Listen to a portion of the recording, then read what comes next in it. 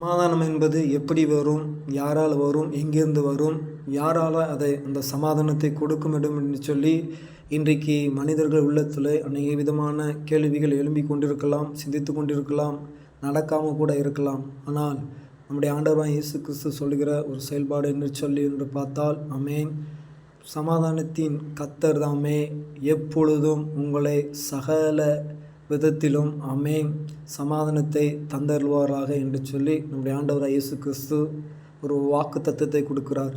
அருமையான சகோதர சகோதரிகளே, சமாதானத்தின் கர்த்தர், அவருக்கு பேரே நிம்மதியை தருகிறவர், சந்தோஷத்தை தருகிறவர். ஆமென். சஞ்சலத்தை கொடுக்கிற தேவன் அல்ல.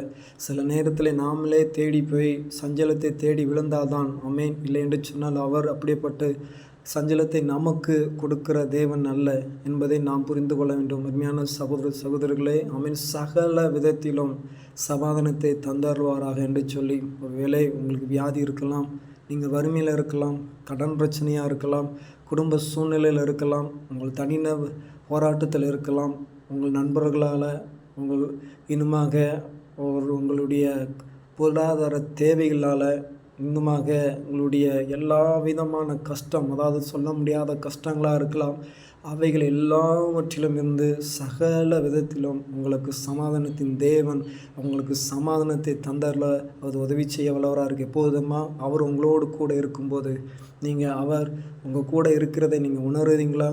ஆமென், என் கூட தான் அவர் இருக்கிறார், அவரால் எனக்கு செய்ய முடியும் என்று சொல்லி நம்புங்க. கர்த்தர் பெரிய காரியங்களை செய்வாராக. ஆமென்.